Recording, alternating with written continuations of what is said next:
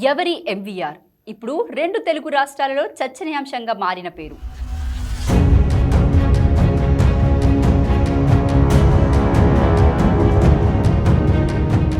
Anakapalli parliament నియోజకవర్గం నుంచి రాజకీయ అరంగేట్రం చేస్తున్న సుప్రసిద్ధ పారిశ్రామికవేత్త. ఎన్నిసార్లు ఆహ్వానించినా ఏ రాజకీయ పార్టీలోనూ చేరకుండా సొంతంగానే ఉత్తరాంధ్రలో తనకంటూ ఓ ఇమేజ్ సృష్టించుకున్న అపరధాన కర్ణుడు. ఆయన సై అనగానే రెండు ప్రధాన పార్టీలు టికెట్ ఇవ్వడానికి సిద్ధపడ్డాయి.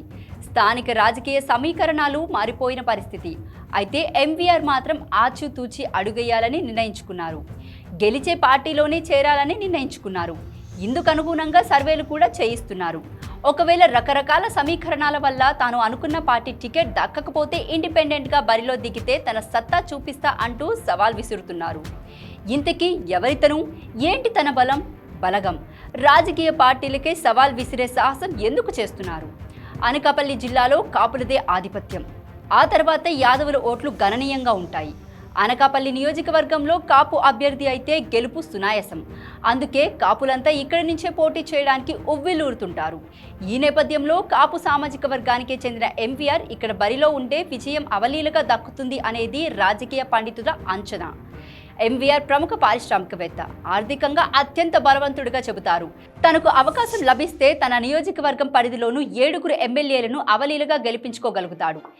7 నియోజకవర్గాలలోనూ ఎంవీఆర్ సుపరిచితుడు.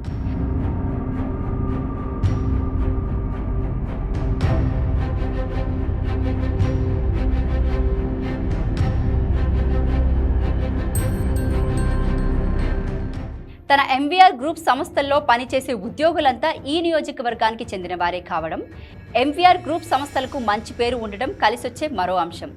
రాజకీయ పార్టీలు కూడా తమ పార్టీ తరపున నిలబడితే అభ్యర్థికి ఢిల్లీ స్థాయిలో పలుకుబడి ఉండాలని కోరుకుంటాయి.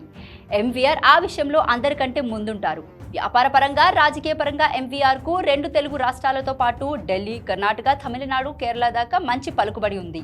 బ్యూరోక్రాట్లు, ప్రముఖ వ్యాపారవేత్తలతో సత్సంబంధాలున్నాయి. ఎంవీఆర్ గత 40 ఏళ్లుగా స్థానికంగా వ్యాపారం నిర్వహిస్తున్నారు.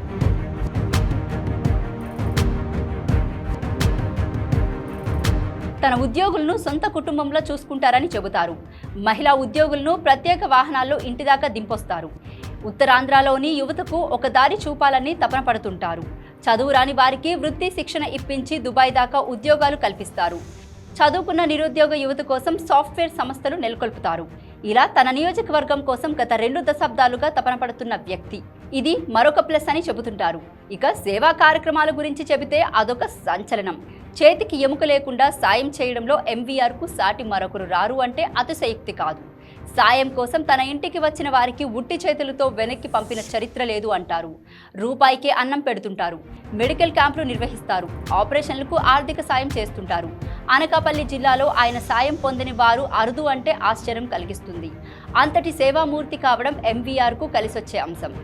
ఆధ్యాత్మిక రంగంలోనూ ఎంవీఆర్ కృషి అనన్య సామాన్యం. అపర భక్త గ్రేసురుడు ఎంవీఆర్. ఏడాదిలోనూ 6 నెలల పాటు మాలలోనే ఉంటారు. ఏడాది పొడవునా దైవ సంబంధిత కార్యక్రమాలు నిర్వహిస్తారు. జీర్ణాలయాలను పునరుద్ధరిస్తారు. కొత్త ఆలయాలకు నిధులు సమకూరుస్తారు. కళ్యాణాలు జరిపిస్తారు. వృద్ధులను ప్రతిరోజు తన సొంత బస్సుల్లో ఉచితంగా పుణ్యక్షేత్రాలకు పంపిస్తారు. ఇవన్నీ ఎంవీఆర్ను ప్రతి ఒక్కరూ తమ సొంత కుటుంబ సభ్యునిలా భావించేలా చేశాయి. ఆయన కోసం పనిచేసే ఒక యువసేననే ఉంది. వారు ఎలాంటి లాభపక్ష లేకుండా ఎంవీఆర్ చేసే సేవా కార్యక్రమాల్లో పాలు పంచుకుంటారు. ఇంత చరిత్ర ఉంది కాబట్టే ఎంవీఆర్ ఒంటరిగా నిలబడ్డాడు. తనకంటూ సొంత సామ్రాజ్యాన్ని సృష్టించుకున్నారు. అందుకే ఆయన పార్టీలకు సవాల్ విసరగలుగుతున్నాడు. తానే పార్టీని ఎంచుకోవాలనుకుంటున్నారు. అందుకే ఎంవీఆర్ ఇండిపెండెంట్గా బరిలో నిలుస్తారని వార్తలు రాగానే అనకాపల్లి జిల్లా రాజకీయాలలో అలజడి మొదలైంది. ఎంవీఆర్ దిగితే దబిడి దిబిడే. మరి చూద్దాం ఎంవీఆర్ తదుపరి వ్యూహం ఎలా ఉండబోతుందో.